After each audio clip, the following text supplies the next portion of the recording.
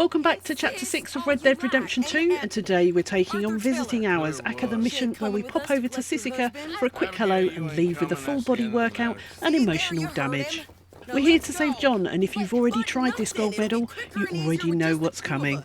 Because this mission has one of those classic RDR2 timers that doesn't feel like a challenge so much as Rockstar gently whispering "hurry up" directly into your soul. It's fast, it's strict, and it has that magical ability to drain the fun out of the mission like Arthur's never heard of joy. For the gold medal, we need to get the following: headshot both prison guards while sniping from the tower, escape to the boat within 2 minutes and 45 seconds, finish the mission within 9 minutes, maintain 80% accuracy, and complete the mission without taking any health items. And yes, that's a lot to juggle, but we're doing it properly and as painlessly as possible. I'm doing this one on a replay, and honestly I recommend you do the same. If this is your first time playing the story, just enjoy the mission first, take it in, feel the tension and appreciate the moment. The first thing we need to do is prep for the mad dash back to the boat, and we've only got 2 minutes and 45 seconds to pull it off. And I'll be honest, my sense of direction is aggressively optional in real life. So in this mission, yeah, I'm not trusting my brain to remember where we park the boat. We can't use the game's permanent map markers here, but we can use the waypoint red trail, and that's the best little trick I've found for this run. So what I do is set a waypoint while we're still at the boat, just to create that red route line. That way, when everything kicks off and we're sprinting for our lives later, I'm not relying on vibes and I'm following the trail straight back to where we left it. One quick warning though, don't do what I did. I ran straight into my own waypoint marker and cancelled it, which is honestly impressive because it's like tripping over a sign that says "do not trip." Just be mindful of that icon, keep a tiny bit of distance from it, and your trail should stay in place or ready for the escape. With the waypoint trail in place, waste no time and head straight to the watchtower. Now if you're doing this on a replay, you won't already have your sniper rifle, so don't get up there and wonder why Arthur's suddenly a short range enthusiast. Climb the tower, stealth kill the guard at the top, and then pick up the sniper rifle immediately. You're going to need it right away for the next objective, so grab it before you even think about lining up the shots. You don't need to wait for Sadie's prompts here to scan the fields for John. Just pick up the rifle and immediately look at the right hand side using the scope. Take out both guards with a headshot. If you need to, use Deadeye and make sure the red crosshair is on their heads of each guard before you pull the trigger. Once you've dropped these two guards, don't hang around waiting for Sadie to finish her speech. Turn straight back and get down those stairs immediately, then head for the next mission marker indicated on your mini-map. But don't go too turbo, you can actually fail the mission here if you sprint too far ahead and leave Sadie miles behind you, which is annoying because she's the one who convinced us to do this in the first place. So keep an eye on your mini-map. Sadie shows up as a small white circle. I usually hang back for a second like you'll see me do here, just to make sure she's close enough, and then we push on together. As you get close to the next mission area, a very short cutscene will kick in with Sadie tells you to hurry up, which is adorable because nothing says helpful like being told to speed up by the woman who's currently walking at cutscene pace. Like, yes, Sadie, thank you, I was planning to stop for a picnic on the way to the prison break. There's nothing more we could do to speed up this next bit. We're stuck doing the awkward hostage waltz, while Arthur steers Milliken towards the prison like he's trying to park a shopping trolley with one wonky wheel. Just keep moving as straight as you can towards the entrance. The game does kind of guide you here, so don't overthink it. Just keep shuffling forward. And while we're doing this painfully slow escort, it's time to remind you about two of the gold objectives. No health items being one. This means no tonics that affect your health, including health cures, health tonics, miracle tonics. Yes, those do count as well. And don't eat anything that restores your health either. That means meat or canned food, and basically anything Arthur would describe as a little snack is suddenly illegal. Also, you probably know this if you've watched my other guides, dying and restarting from a checkpoint counts as a health item, so try not to die. Very technical advice, I know. Maintaining 80% accuracy, this is the other objective that loves to ruin your day. On the mad dash back to the boat, we're going to be avoiding shooting as much as possible. If we can run past guards safely, we will. But if you do need to clear a couple out of your path, only shoot when the crosshair is red before firing. That's your "yes, this will hit" signal. Clean your guns, that helps a lot, and Deadeye is the easiest way to keep your accuracy safe.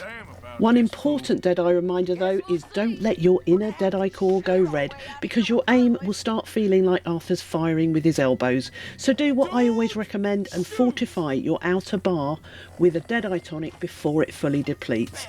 That way you protect the inner core and your accuracy doesn't take a dive at the worst possible moment. Okay, friend, be cool now. Just do as I say. Drop the goddamn guns! As we approach the prison, we'll hit a short cutscene where John gets marched out. Skip it and then buckle up, because once you're back in control, you're entering the hardest part of the mission, making it back to the boat within 2 minutes and 45 seconds. We are going to avoid as much combat as possible, but right at the start we do need to deal with the guards who come pouring out of the prison. The moment I'm back in control of Arthur, I pop out of cover and sprint back across the small bridge and take cover on the other side. Whilst I'm there, I'm watching what Sadie and John are doing, because the second they break and run towards the field, that's our cue to go. You can move a bit earlier if you're confident, but make sure the bridge is clear first, and you don't want to run into a wall of bullets and have your 2 minutes and 45 turn into 2 minutes and 45 of suffering. Once they move, we're doing a full mad dash through the fields, and this is where your earlier setup pays off. Follow that waypoint red trail back to the boat like it's the last lifeboat of the Titanic. You'll probably get horseback riders on here. It's worth dropping as many of them safely as you can, but don't spray shots. If you shoot, keep it clean and controlled so your accuracy doesn't tank. If you're doing this on a replay, I do strongly recommend going in with at least 8 health bars, because you're going to take hits during this escape. To permanently increase Arthur's health during the game, you've got a few reliable methods which help to increase it, like rowing a boat, or fishing, melee skills and bow throwing or weapon kills. Using ginseng elixirs that you find out in the wilderness will also give you a boost to your health as well. Once the horseback riders have pushed past and you've picked off as many as you can safely, that's it, commit to the sprint. From here on out, do not stop, do not take cover, do not get tempted into a little tactical pause. This section is basically run like you left the oven on. Keep charging towards the end waypoint marker, follow that red trail and make a straight line for the boat. And this is exactly why I recommend having a higher max health for replay runs, because in this final stretch you're probably going to take a few hits, and the extra health is what keeps you alive long enough to get to the boat. Once you reach the boat, you'll get another short cutscene, skip it, and then we've got one last burst of combat as we escape the island. And yes, the 80% accuracy objective is still watching you, so don't start panic firing just because you can see daylight. Right at the start of this section, there's always a guard immediately on your left. Take him out first so you don't get absolutely melted while you're trying to line up the other shots. After that, just stay calm and pick off your shots. You're basically on rails here and it's scripted. You'll need to drop around 6 guards in this escape sequence before the next cutscene triggers, so make them count. Red crosshair, clean shots, and you'll keep that accuracy safe.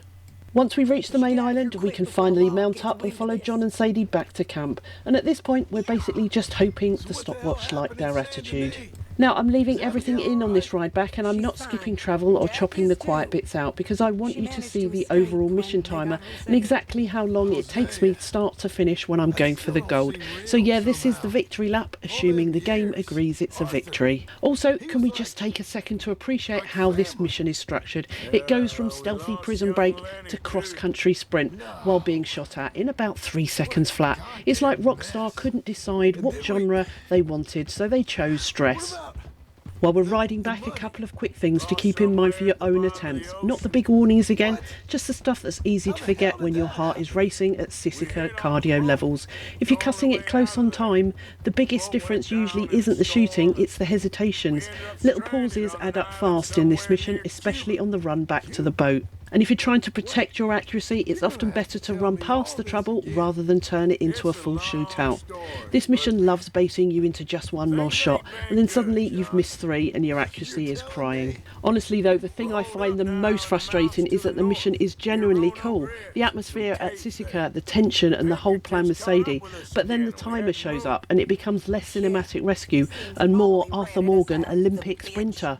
And Arthur is many things, but he's not built for the 100 metres. So I am curious, what part messes you up the most in this one? Is it the tower headshots? Is it the mad dash back to the boat?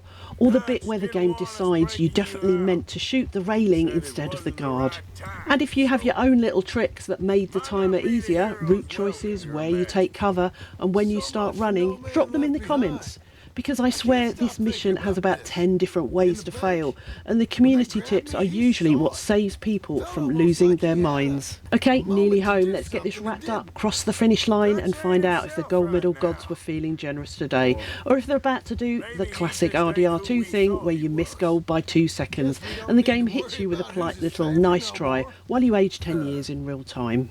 And that's it for visiting hours done. John's alive, Sadie's still terrifying, and my cardio is officially cancelled for the rest of the week. If this guide helped you, do me a favour and tap like and subscribe if you want more gold medal guides, because Rockstar clearly isn't going to stop timing us like we're in Cowboy Olympics. I've got more guides linked in the description, including help with Deadeye and keeping your cores under control, so definitely check those out if this mission had you missing shots and questioning your life choices. And I'm genuinely curious, what part gives you the most trouble in this mission? The tower headshots, the 2:45 sprint back to the boat, or the bit where Arthur decides he's running in syrup? Drop it in the comments, and if you've got any tips that helped you get the gold, share those too. It really will help other people out. Thanks for watching, good luck with the run, and I'll see you in the next one.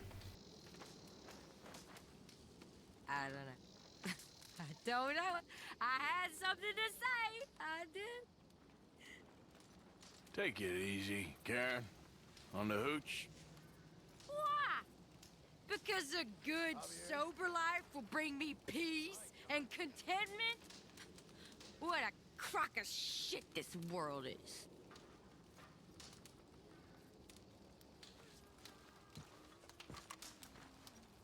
Have a seat.